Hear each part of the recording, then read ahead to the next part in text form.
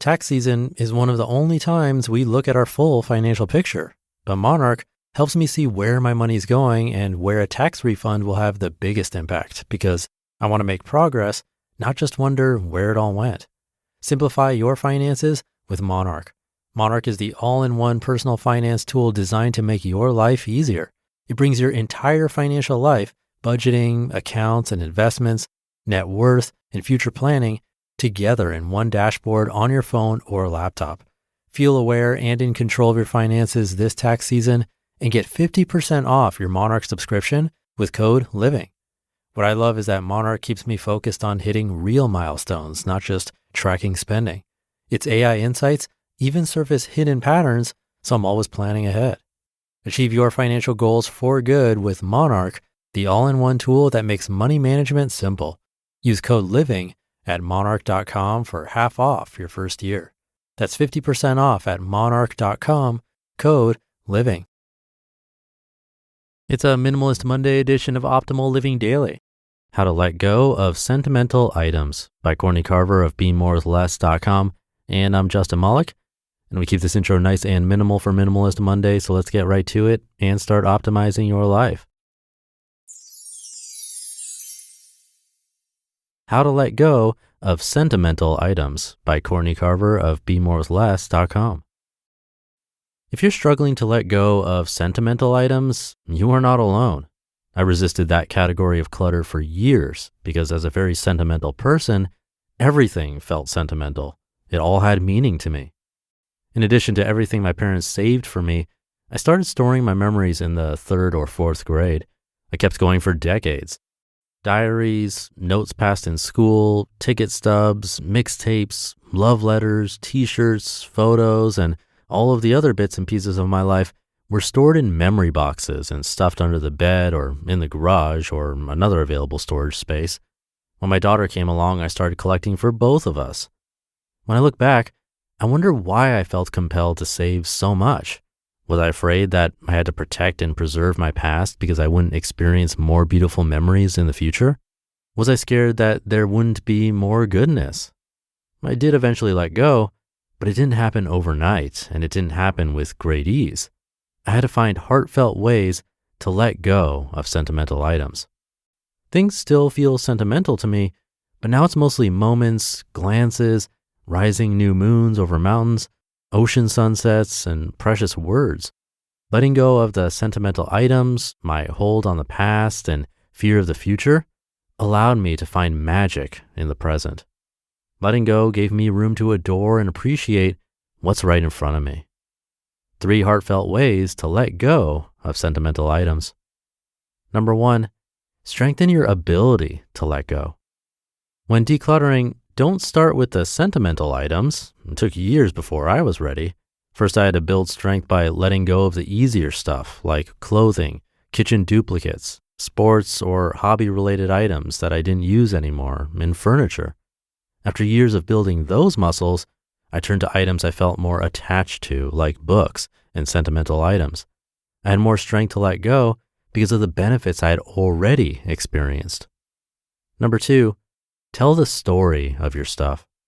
Take pictures of your sentimental items or write about the reason you saved them. If you saved your daughter's first bathing suit, write the story about when she first dipped her toes in salt water. Write about the time your grandmother taught you how to cook one of her favorite recipes from the cookbook you held on to. Tell your friends about why you saved a letter of recommendation from your favorite teacher. As you share the stories, you'll notice that the item isn't what your heart is holding on to. Your heart doesn't want to hold on to stuff. All it wants is love. When I let go of most of my sentimental items, I took pictures of everything. Today, more than 10 years later, I haven't looked at a single image. And number 3, take a victory lap. Sarah has a beautiful strategy for letting go of meaningful items. She says, quote, "Like everyone else in the world, there are many, many things in my home that I'm struggling to part with because they're steeped in sentimental value. My grandmother's vintage dresses, my mom's fondue pot, the scarf I bought while teaching English in Brazil. All these things are filled in meaning, but that's about it. My grandma's dresses are too cinched and fitted for my style sensibilities. The fondue pot is too thin to be of much use. And that scarf doesn't match anything. So what to do? After much thought, I created a process I call the victory lap. I give each item one last intentional, loving use. I wear my grandmother's dress to Thanksgiving dinner and my aunt's ooh and ah over it. I ask my mom for her favorite cheese fondue recipe, and then I invite friends over for a party in honor of melted cheese. I take my scarf on a tour of the art museum and out into the crisp fall air. Then I mentally thank that item for the role it played in my life, remind myself that an object is not a relationship, and tuck it lovingly into the ever-present Goodwill donation bag in my front closet.